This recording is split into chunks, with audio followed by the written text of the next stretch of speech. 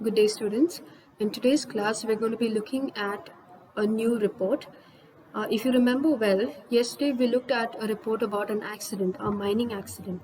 And in today's class, we're going to be looking at a different kind of a report. It's a more political sort of a report. And as the title says, the report is about the budget session. Okay. Now, budget session from February 21st. There's a lot that is revealed right in the title itself. It says that the session is going to start on the 21st of Feb. Okay. Now, before we dive into the lesson and see what this report is all about, I just want you to focus on the word budget, and I want you to understand what we really mean by the word budget here. Now, I'm sure most of your families will have this system of planning. Okay. Now, how does this work? I'm sure every month, your parents sit down together and they see how much of income or how much of money they have for that particular month. Okay. And while they look at how much of money they have, I'm sure they also think of the different areas in which they have expenditures. For example, they may have to spend money for your education, or they may have to spend money for food, or they may have to spend money for medicines, or they may have to spend money for any other reasons. Okay. So what they do is they look at how much money they have, and accordingly they distribute money in all these different areas. All right. So that is a budget. That is the kind of a plan, a financial plan that most households would do. Okay. Now it is the same with the country. Okay. The country has so many different areas in which it needs to spend money. Okay. And it can't simply go on like that. They need proper planning, and it has got to be executed very systematically as well. All right. So that is why we need the budget session. Okay. Now the budget session usually takes place in the month of Feb, and it gets over in the month of May. This happens every single year. Okay. And the Parliament of India has three different sessions. It is the budget session, which is the first session. The second session is the monsoon session, and the third is the winter session. So there are three different sessions, but the budget session is the most important one, and it is the first session of the Parliament. All right. So let's dive in. Let's see what this lesson is all about. The first paragraph says, the budget session of Parliament has been summoned to meet on February 21st with indications that the Union General Budget for 1994-1995 will be presented on February 28th as in the past. Okay, there are two things here. First, we are told that the budget session of the Parliament has been summoned to meet, has been called, or has been ordered to meet, okay, on February 21st. Now this same information has already been revealed to us in the title. All right, so that is one bit here. Now the second part here, with indications that the Union General Budget for 1994-1995 will be presented on February 28th as in the past. Okay, so with indication means that they are guessing. It's not something that they're sure of, but looking at the pattern and looking at how things have always happened in the past. Okay, they are saying that this particular year it looks like the Union General Budget or the financial plan for the year or for the financial year 1994-1995 will be presented on February 28th, because that is the usual pattern. That is how it is. It has happened in the past. Okay. Now, when I talk about the general budget for the year the Union General Budget for the year 1994-1995, it clearly tells you that this newspaper report was written in the year 1994. Okay, because when we plan the budget, it is usually for the financial year of this particular year, and it goes on to the next year. I'll give you an example. Say, for example, we have the budget session that took place in the year 2020, that is this year. Okay, that means the budget that was released was for the year April 2020 to, that is 1st of April 2020 to the 31st of March 2021. Okay, that is how the budget is presented, because they go by financial year, and the financial year begins on the 1st of April of a particular year and ends on the 31st of March of the next year. Okay, so we know one thing for sure, that this report was written in the year 1994, and it is about the budget for the year 1994 to 1995 for that particular financial year. All right, and that budget obviously will be presented on 28th of February.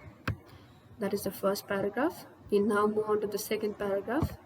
It says here, an official announcement from both houses said, subject to exigencies of government business, the session was likely to conclude on May 13th with a month-long break in between to enable the departmentally related standing committees to consider the demands for grants of various ministries and present their reports to the Parliament.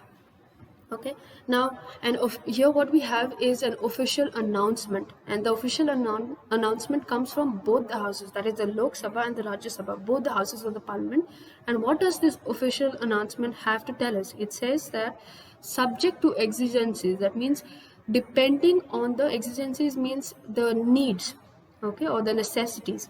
All right, so depending on the necessities of government business, so depending on the amount of work, if there is more work, okay, the session was likely to conclude, or the session was likely to get over on May 13th.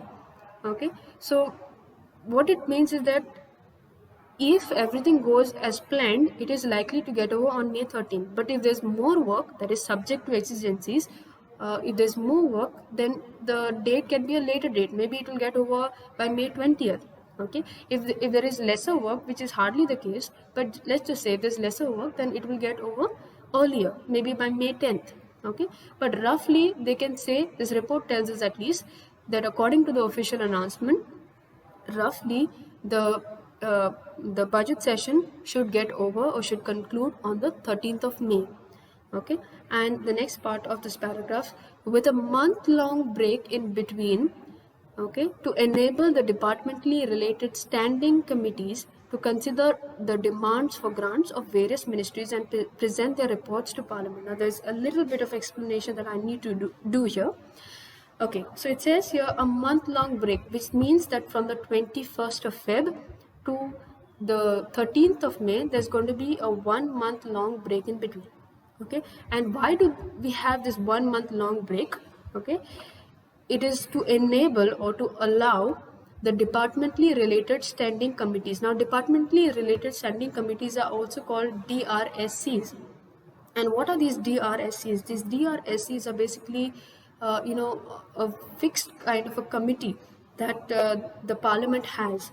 Okay, and these committees, they help with the working of the Parliament. They help with any kind of work that the Parliament needs, any kind of activities that the Parliament requires to conduct. These committees help with those kind of activities. Okay, so these are, like I said, these are more permanent in nature. There is also something called as ad hoc committees that are temporary in nature. Okay, and these departmentally related standing committees are actually made up of members of the Parliament itself, members of both the houses of the Parliament. Okay, so it simply says that the 1 month long break is for these committees to consider, okay, the demands for grants of various ministries and present their reports to the Parliament. Now, consider, it can mean to study. The demands for grants of various ministries simply means, now, if you remember right, we have the union budget which is likely rather to be presented on the 28th of February. Okay, now the finance minister, we know, is the one who usually presents the union budget. Now, the finance minister on his own or her own cannot decide the entire financial plan of the country.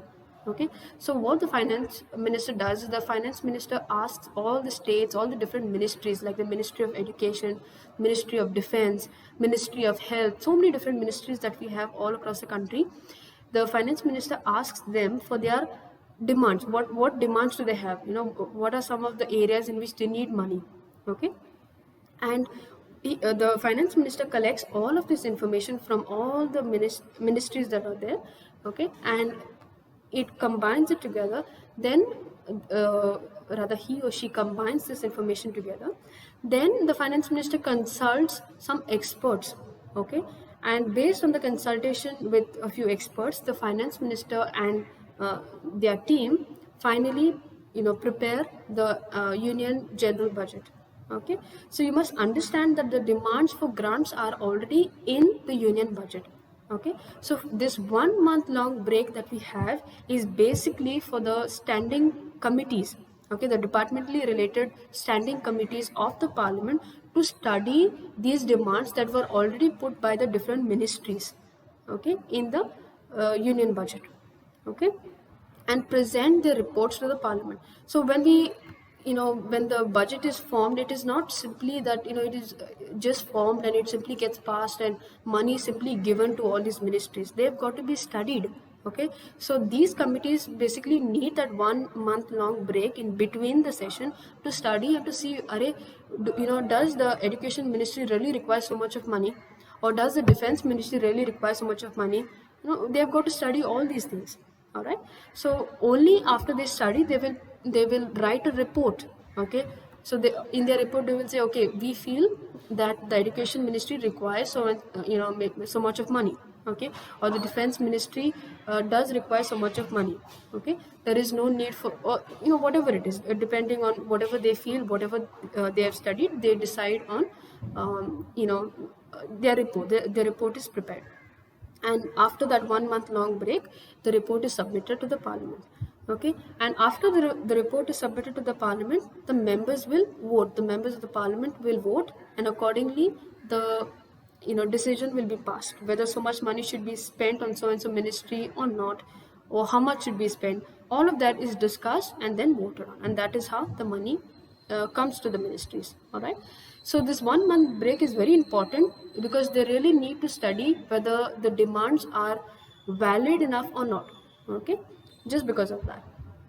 And in the last paragraph, we have the session will open with the customary president's address to the joint sitting of both houses.